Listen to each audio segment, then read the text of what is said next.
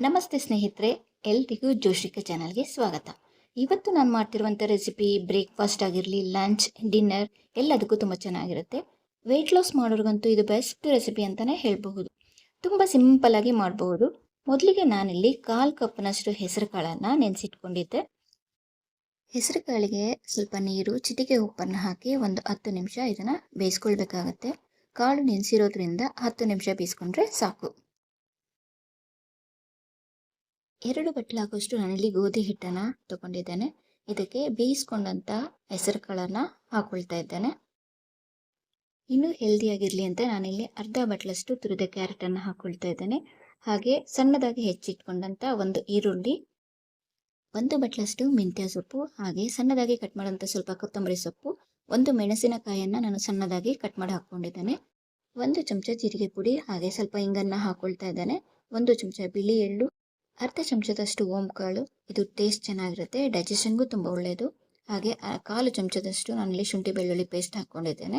1/4 ಚಮಚ ಅರಿಶಿಣ, 1 ಚಮಚ ಅಚ್ಚಕಾರದ ಪುಡಿ, ಹಾಗೆ ರುಚಿಗೆ ತಕ್ಕಷ್ಟು ಉಪ್ಪನ್ನು ಸೇರಿಸಿ ಇದನ್ನು ಚೆನ್ನಾಗಿ ಮಿಕ್ಸ್ ಮಾಡ್ಕೊಳ್ಳೋಣ. ಇದಕ್ಕೆ ಬೇಕಾದರೆ ಪಾಲಕ್ ಸೊಪ್ಪು, ಸಬ್ಬಸಿಗೆ ಸೊಪ್ಪು, ನಿಮಗೆ ಇಷ್ಟ ಆಗುವಂಥ ಸೊಪ್ಪನ್ನು ಹಾಕ್ಕೊಳ್ಳಿ, ಇನ್ನೂ ತುಂಬಾ ಚೆನ್ನಾಗಿರುತ್ತೆ. ಸ್ವಲ್ಪ ನೀರನ್ನು ಸೇರಿಸಿ ಇದನ್ನು ತುಂಬ ಗಟ್ಟಿನೂ ಅಲ್ಲ, ತುಂಬ ತೆಳುವಾಗಿಯೂ ಅಲ್ಲ, ಆ ರೀತಿ ಹಿಟ್ಟನ್ನು ಕಲಿಸ್ಕೊಳ್ಬೇಕಾಗತ್ತೆ. ಒಂದು 10 ನಿಮಿಷ ಇದನ್ನು ಮುಚ್ಚಿಡೋಣ. ಹಿಟ್ಟು ನೆನೆದ್ರೆ ಸಾಫ್ಟ್ ಆಗಿರುತ್ತೆ. ಇದಕ್ಕೆ ಕಾಂಬಿನೇಷನ್ ಆಗಿ ನಾನು ಒಂದು ಗೊಜ್ಜನ್ನು ರೆಡಿ ಮಾಡ್ತಾ ಇದ್ದೇನೆ. ಇದು ತುಂಬಾ ಚೆನ್ನಾಗಿತ್ತು. ನಿಮಗೆ ಇಷ್ಟ ಆಗಿಲ್ಲ ಅಂದರೆ ಮೊಸರು ಜೊತೆಲೂ ತಿನ್ಬೋದು, ಹಾಗೆಯೂ ತಿನ್ಬೋದು, ಚೆನ್ನಾಗಿರುತ್ತೆ. ಒಂದು ಬಾಣಲೆಯಲ್ಲಿ ನಾನು 2 ರಿಂದ 3 ಚಮಚದಷ್ಟು ಎಣ್ಣೆಯನ್ನು ಹಾಕ್ಕೊಂಡಿದ್ದೇನೆ. ಇದಕ್ಕೆ ಕಟ್ ಮಾಡಿದಂತಹ 1 ಬದನೆಕಾಯಿ, ಹಾಗೆ 1 ಹಸಿಮೆಣಸಿನಕಾಯಿ, 1 ಗೆಡ್ಡೆಯಷ್ಟು ಬೆಳ್ಳುಳ್ಳಿ, ಹಾಗೆ 2 ಟೊಮೆಟೊನ ಕಟ್ ಮಾಡಿ ಹಾಕ್ಕೊಂಡಿದ್ದೇನೆ. ಇದನ್ನು ಒಂದು 5 ರಿಂದ 6 ನಿಮಿಷ ಚೆನ್ನಾಗಿ ಬೇಯಿಸ್ಕೊಳ್ಬೇಕಾಗತ್ತೆ. 5 ನಿಮಿಷ ಆದಮೇಲೆ ಇದು ಬೆಂದಿದೆ. ಇದು ತಣ್ಣಗಾಗಲಿ. ಈಗ ಒಂದು ಕಲ್ಲಲ್ಲಿ ನಾನು ಅರ್ಧ ಚಮಚದಷ್ಟು ಜೀರಿಗೆ, ಸ್ವಲ್ಪ ಉಪ್ಪು, ಹಾಗೆ ಅಚ್ಚ ಖಾರದ ಪುಡಿ 1 ಚಮಚ, ಸ್ವಲ್ಪ ಹಿಂಗನ್ನು ಸೇರಿಸ್ಕೊಳ್ಳಿ. ಇದು ತುಂಬಾ ಚೆನ್ನಾಗಿರುತ್ತೆ ಟೇಸ್ಟು. ಇದನ್ನು ಚೆನ್ನಾಗಿ ಪುಡಿ ಮಾಡ್ಕೊಳ್ತಾ ಇದ್ದೇನೆ. ಈಗ ಇದಕ್ಕೆ ಫ್ರೈ ಮಾಡ್ಕೊಂಡೆಲ್ಲ ಬೆಳ್ಳುಳ್ಳಿ, ಹಸಿಮೆಣಸಿನಕಾಯಿ ಅದನ್ನು ಹಾಕ್ಕೊಂಡು ಸ್ವಲ್ಪ ಜಜ್ಕೊಳ್ತಾ ಇದ್ದೇನೆ.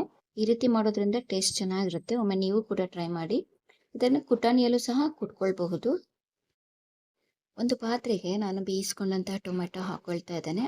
ಟೊಮೆಟೊ ಮೇಲಿನ ಸಿಪ್ಪೆ ಎಲ್ಲ ತೆಗೆದು ಬದನೆಕಾಯಿಯ ಈ ರೀತಿ ತೊಟ್ಟೆಲ್ಲ ತೆಗಿತಾ ಇದ್ದೇನೆ. ಇದನ್ನು ಈಗ ಚೆನ್ನಾಗಿ ಕಿವುಚ್ಕೊಳ್ಬೇಕಾಗತ್ತೆ. ನಿಮಗೆ ಈ ವಿಡಿಯೋ ಇಷ್ಟ ಆಗಿದ್ದಲ್ಲಿ ಪ್ಲೀಸ್ ಲೈಕ್ ಮಾಡಿ, ಹಾಗೆ ನನ್ನ ಚಾನಲ್ಗೆ ಸಬ್ಸ್ಕ್ರೈಬ್ ಮಾಡ್ಕೊಳ್ಳಿ. ನಾನು ಒಂದು ಆಲೂಗೆಡ್ಡೆಯನ್ನು ಬೇಯಿಸಿ ಮೊದಲೇ ಇಟ್ಕೊಂಡಿದ್ದೆ, ಅದನ್ನು ಕಿವುಚ್ಕೊಳ್ತಾ ಇದ್ದೇನೆ. ಈ ರೀತಿ ಗೊಜ್ಜು ಮಾಡಿ ತುಂಬಾ ಚೆನ್ನಾಗಿರುತ್ತೆ. 1 ಈರುಳ್ಳಿನ ಸಣ್ಣದಾಗಿ ಕಟ್ ಮಾಡಿ ಹಾಕ್ಕೊಳ್ತಾ ಇದ್ದೇನೆ. ಸ್ವಲ್ಪ ಕೊತ್ತಂಬರಿ ಸೊಪ್ಪು, ಹಾಗೆ ನಾವು ಇದನ್ನು ಜಜ್ಜಿಟ್ಕೊಂಡಿದ್ವಲ್ಲ ಅದನ್ನು ಸಹ ಸೇರಿಸ್ಕೊಂಡು ಸ್ವಲ್ಪ ಉಪ್ಪು ನೋಡಿಕೊಂಡು ಹಾಕ್ಕೊಳ್ಳಿ. ನಾವು ಆಗಲೇ ಸ್ವಲ್ಪ ಉಪ್ಪನ್ನು ಹಾಕ್ಕೊಂಡಿದ್ದೆ. ಇದನ್ನು ಈಗ ಚೆನ್ನಾಗಿ ಮಿಕ್ಸ್ ಮಾಡ್ಕೊಳ್ಳೋಣ. ಇಷ್ಟೇ, ಸಿಂಪಲ್ ಆದ ಗೊಜ್ಜು ರೆಡಿ ಆಯಿತು. 10 ನಿಮಿಷ ಆದಮೇಲೆ ಹಿಟ್ಟು ತುಂಬಾ ಸಾಫ್ಟ್ ಆಗಿದೆ. ತುಂಬ ಗಟ್ಟಿನೂ ಮಾಡ್ಕೊಂಡಿಲ್ಲ, ತುಂಬ ತೆಳುವಾಗಿಯೂ ಸಹ ಮಾಡ್ಕೊಂಡಿಲ್ಲ. ಚಿಕ್ಕ ಉಂಡೆ ಗಾತ್ರದಷ್ಟು ತಗೊಂಡು ಇದನ್ನು ಲಟ್ಟಿಸ್ಕೊಳ್ಬೇಕಾಗತ್ತೆ. ಈಗ ಇದಕ್ಕೆ ಸ್ವಲ್ಪ ಬಿಳಿ ಎಳ್ಳು, ಸ್ವಲ್ಪ ಕೊತ್ತಂಬರಿ ಸೊಪ್ಪು ಹಾಕ್ಕೊಂಡು ಇದನ್ನು ಲಟ್ಟಿಸ್ಕೊಳ್ತಾ ಇದ್ದೇನೆ. ಮೊದಲೇ ಹಿಟ್ಟಿಗೆ ನಾನು ಎಳ್ಳನ್ನು ಹಾಕ್ಕೊಂಡಿದ್ದೇನೆ. ಎಳ್ಳು ಕ್ಯಾಲ್ಶಿಯಂ ರಿಚ್ ಇರುತ್ತೆ, ಟೇಸ್ಟು ಚೆನ್ನಾಗಿರುತ್ತೆ. ನಿಮಗೆ ಎಷ್ಟು ತೆಳುವಾಗಿ ಬೇಕೋ ಅಷ್ಟು ತೆಳುವಾಗಿ ಲಟ್ಟಿಸ್ಕೊಳ್ಬಹುದು. ಹೆಂಚು ಬಿಸಿ ಮಾಡಲಿಕ್ಕೆ ಇಟ್ಟಿದ್ದೆ, ಬಿಸಿಯಾಗಿದೆ. ಈಗ ಪರೋಟನ 2 ಕಡೆ ಚೆನ್ನಾಗಿ ಬೇಯಿಸ್ಕೊಳ್ಳೋಣ. 1 ಚಮಚ ಬೆಣ್ಣೆ ಅಥವಾ ಎಣ್ಣೆ ಅದು ಕೂಡ ಹಾಕ್ಬೋದು. ನಿಮಗೆ ಯಾವುದು ಇಷ್ಟ ಆಗುತ್ತೋ ಅದನ್ನು ಹಾಕ್ಕೊಳ್ಳಿ. ಮಾಡೋದು ಏನು ಕಷ್ಟ ಇಲ್ಲ, ಮನೇಲಿರುವಂಥ ಪದಾರ್ಥಗಳನ್ನು ಉಪಯೋಗಿಸ್ಕೊಂಡು ಎಷ್ಟು ಬೇಗನೆ ಮಾಡ್ಬೋದು. ತುಂಬಾ ಸಿಂಪಲ್. ನೀವು ಕೂಡ ಒಮ್ಮೆ ಮಾಡಿ, ತುಂಬಾ ಚೆನ್ನಾಗಿರುತ್ತೆ, ಹಾಗೆ ಹೆಲ್ದಿ ಕೂಡ.